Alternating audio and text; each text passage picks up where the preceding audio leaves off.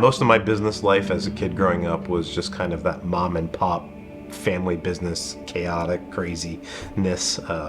You worked all day and then it was work at the dinner table. There wasn't a lot of separation.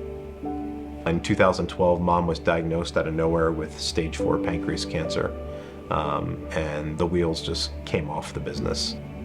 That was kind of the beginning where dad entrusted me to begin to take the reins of leadership, but there was no succession planning, there was no warm-up, there was no introduction. It was the kid that has been an employee in the business forever is now left to be in charge. He had a lot on his shoulders, right? Taking this company over from his dad in the way that it happened was extremely hard on him. The way I would like to describe it is like dad built the boat was moving, but it had a lot of holes in it, and I wasn't able to see those. When you get desperate, you start to do the things that you know you always needed to do, but you didn't do, and that's why you're broken. There was no organization, there was no departments, there was no job roles written out. Accountability wasn't something that was really at the forefront of anyone's mind. Everybody kind of did everybody's job or took rotations on it. There wasn't a lot of clarity in who was responsible. It's very easy to see people run around and make a lot of motion, but nothing actually came from that. I don't think I really knew anything of metrics other than spreadsheets. At that time, technology and plumbing was very archaic.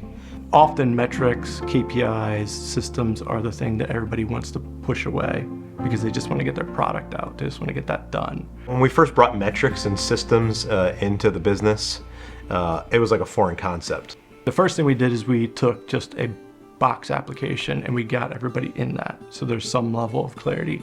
And then from there, we didn't create or start any initiatives that couldn't be tracked or monitored. So that made each step of growth sustainable because it didn't require a person just to sit there. It allowed a KPI or a metric or a dashboard or a platform to take the lead. I think the metrics really brought unity to the team because they understood what company health and company success looked like, and they were all working together within their job role to get there. It took a long time to start trying to clean that culture up, find the right people for the right seats, get people to believe in who Agentis Plumbing is and where we were going. With the progression of time, we really started to see buy-in. I think that's the biggest thing for me. Like, people were so resistant when metrics first hit the table, that pressure of accountability and why all this change. But now you're starting to really see the buy-in. You're seeing people in the right seat. For the first time, people were feeling success because they actually knew what success was. I think I really started to feel the weight removed when I started to know everyone kind of had a job role to do. And if everybody just worked really hard at doing just their job, the business really grew. It really became efficient and moved forward in ways that I wasn't expecting.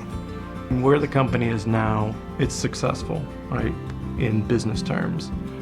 But what I think is really great is once you start tracking everything that you have, you start realizing how much you forget. And then you really start assessing how much you're getting accomplished, and it's not 100%. Humility is the key to robust good health, and accountability is the means to get there.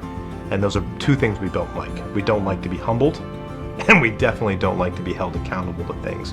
But when you create an organization and a structure and you apply metrics to that, it brings both.